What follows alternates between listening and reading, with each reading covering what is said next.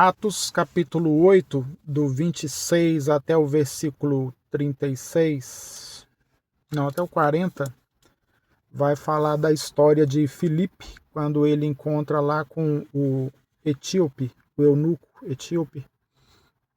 E aí é uma passagem que ela me chamava atenção lá atrás por causa da ordem que foi dada por Deus, né, pelo Espírito, a Filipe de ir para uma estrada deserta e lá ele ficar à disposição para poder cumprir o propósito que era pregar para o eunuco que passou ali lendo a palavra no livro do profeta Isaías. Aí eu fico resgatando as memórias lá de trás, quando eu lá no colégio cristão eu usei essa palavra aqui como sendo um texto para meditação ali, de devocional no início das aulas. E aí a ideia de que Deus colocaria, né, as pessoas, colocaria cada um de nós em situações em que a gente estaria, né, pronto, deveria estar pronto para poder levar a palavra, meditar na palavra e ensinar outras pessoas. E é muito diferente, porque no caso ali, Filipe foi mandado para uma beira de uma estrada, lugar nada a ver, lugar deserto lá. E aí na caminhada nossa, né, nós pessoalmente agora falando, também entramos numa situação muito parecida com essa aí. E a gente lá, né, eu mesmo, na minha análise desse texto, eu ficava assim, como que seria isso se Deus fizesse com a gente, né? E aí a gente vê que Deus está fazendo. Quando eu projetei de vir para cá, não tinha as condições adequadas, ideais para poder vir, e foi uma coisa meio louca, tipo essa aí mesmo, né? Então, assim, a gente acaba dando a pista de que a gente veio ilegal. E Deus transformou tudo na legalidade dele. Então, bem interessante. E agora está muito mais interessante porque eu fazendo o meu planejamento, eu entendo que eu fiz um pacto com Deus para poder vir. Eu orei durante 6, 7, 8 meses antes, pedindo a Deus para dar instrução de como vir, porque estava sendo para mim uma fase muito dura, muito pesada no Brasil. Então resolvi fazer a loucura e vir. Foi mais ou menos essa ideia aí do Felipe. Só que agora, quando está chegando a hora de ir embora, eu tenho uma marcação de corte agora em abril, final de abril, e a ideia era acelerar o passo aqui para poder ir embora. Só que aí Deus fez um movimento que muda bastante a coisa. Aí Deus mais ou menos está dizendo para mim assim, peraí, eu fiz toda a minha parte, você fez a sua. E aí eu olho para trás e falo assim que eu fiz muito pouco, né? Então teve um momento em que eu fiquei mais integrado na igreja, lá na Bridge Ministry, ensinei alguma coisa lá nas aulas do seminário, preguei algumas vezes, pude orientar um ou outro, né, assim, de uma maneira mais isenta, pessoal ali no dia a dia, mas efetivamente trabalhar na obra não. Depois eu encontrei uns chineses, que foi bem interessante, encontrei uns chineses, eu li os textos da Bíblia com eles algumas vezes, são menos histórias, mas foram histórias que me ajudaram bastante, porque ali foi o caso de falar com eles em inglês, então para mim era uma dificuldade, porque eu não imaginava que eu conseguiria transmitir para eles algum conteúdo. E eles ficaram assim maravilhados de querer andar junto comigo. Só que aí algumas outras coisas meio que afastou a gente um pouquinho. Tô até precisando reconectar aqueles dois irmãos lá, uns caras muito jóia. É o Splendor e o irmão Joe. Foge o nome dele agora, é um nome curtinho. Teve também uma outra irmã chamada Eva. E eles me ensinaram bastante também. Mas voltando aqui na história do Felipe, interessante é que essa passagem aqui especificamente onde ele se aproxima do carro, e aí ele pergunta para o rapaz que está lá, né, pergunta para o eunuco, o senhor entende o que está lendo? E aí, versículo 31, a pessoa responde, como posso entender se alguém não me explicar? Assim convidou Filipe para subir e sentar-se ao seu lado. É interessante por quê? Porque isso aconteceu comigo.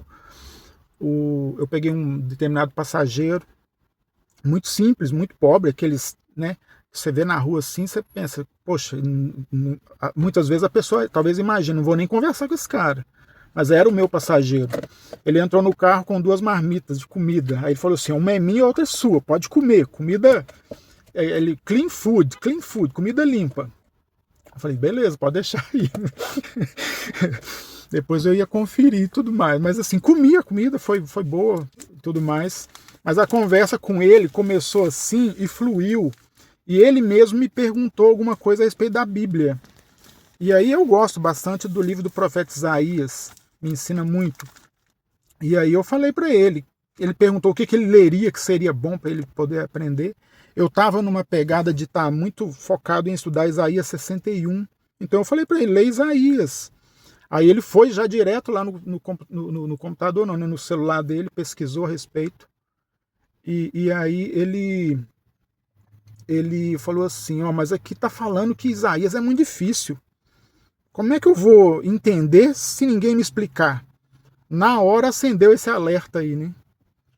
Então era como se fosse mesmo o próprio Deus me cobrando já. Isso tem tempo, isso não é agora. Porque agora eu estava pensando em planejar para ir embora.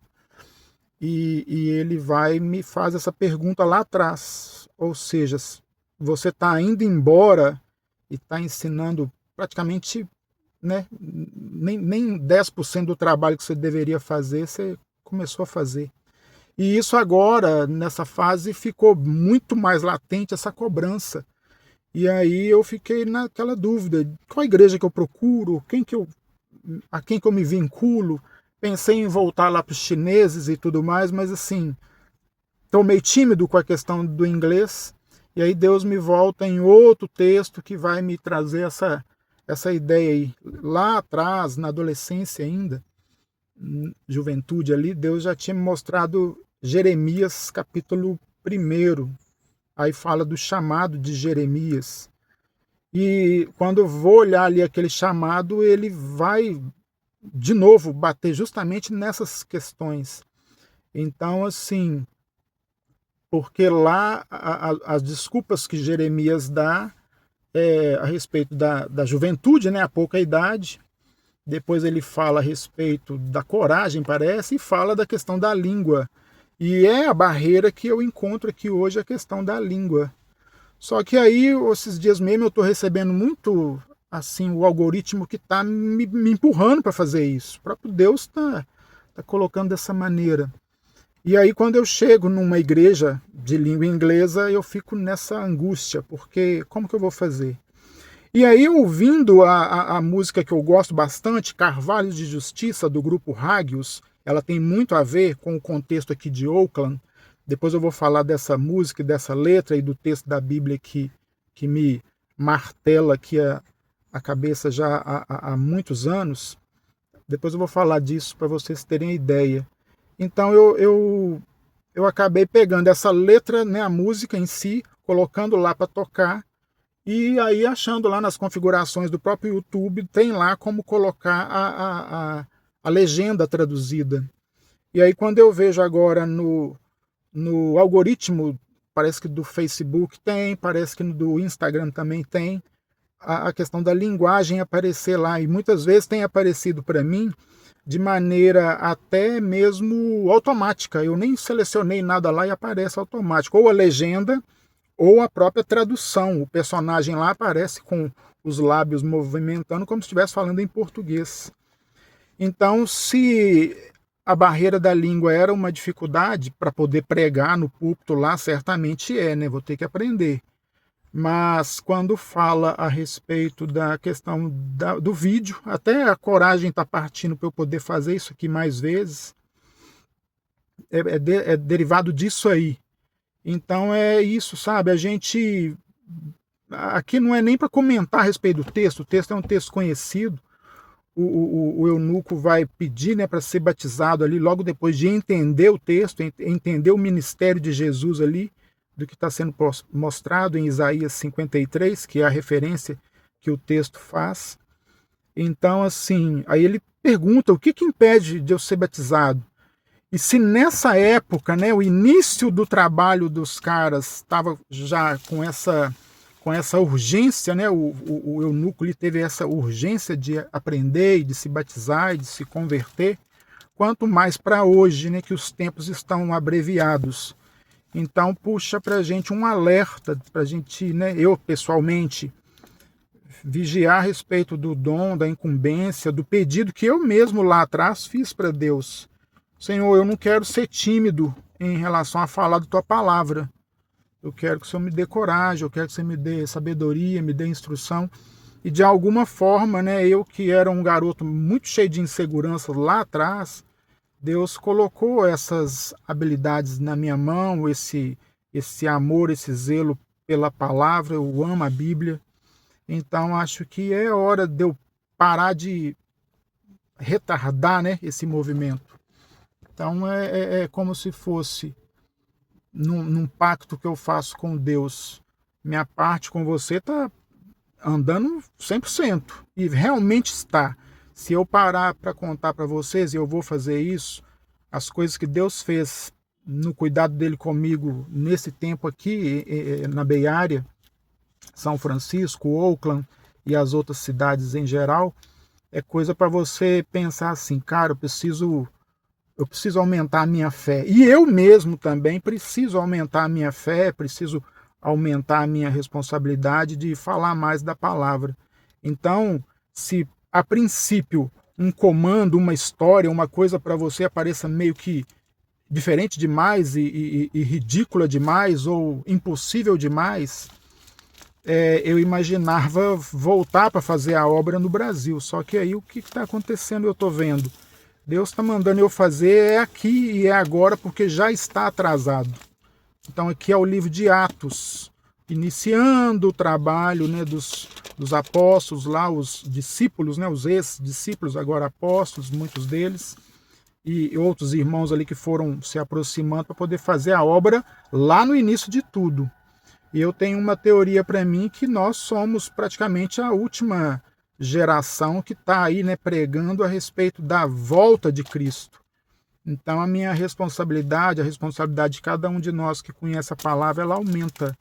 Porque se João Batista anunciou a vinda, eu gosto de falar disso também, sou muito fã de João Batista. Se João Batista anunciou a chegada, a gente está aí na iminência de estar anunciando a volta. Então é bem sério, é muito mais sério e há muita necessidade. Quando eu mostro para vocês e vou mostrar um pouquinho do que são as coisas aqui em São Francisco, aqui em Oakland, porque a gente às vezes está no Brasil, a gente pensa assim, é um estado próspero, é um país próspero, mas há muita miséria, há muita pobreza, há muita coisa acontecendo que a gente pensa assim, poxa, como que chega nesse nível? Então, Deus tem feito coisas e Deus tem despertado, né, isso em mim para poder fazer a obra dele aqui. Então, peço que vocês orem pela minha vida, orem por mim. Deus me dê as estratégias, Deus nos dê o comando e a gente fazer isso. E você também não fica negligente igual eu estou nessas coisas não, porque eu tinha medo da cobrança por não saber fazer. Agora pode ser pior a cobrança por saber fazer e não fazer. Então que Deus frutifique a obra dele nas missões que cada um de nós temos. Amém? Deus te abençoe. Leia aí capítulo 8 de Atos, ele é maravilhoso, porque começa com a história lá, né, do sofrimento de Estevão, que é um irmão que eu fico pensando assim, poxa, esse aí era fiel mesmo. E depois vai para essa historinha aí do Filipe. Qualquer dia eu falo do Estevão também. Um abraço para vocês, Deus abençoe.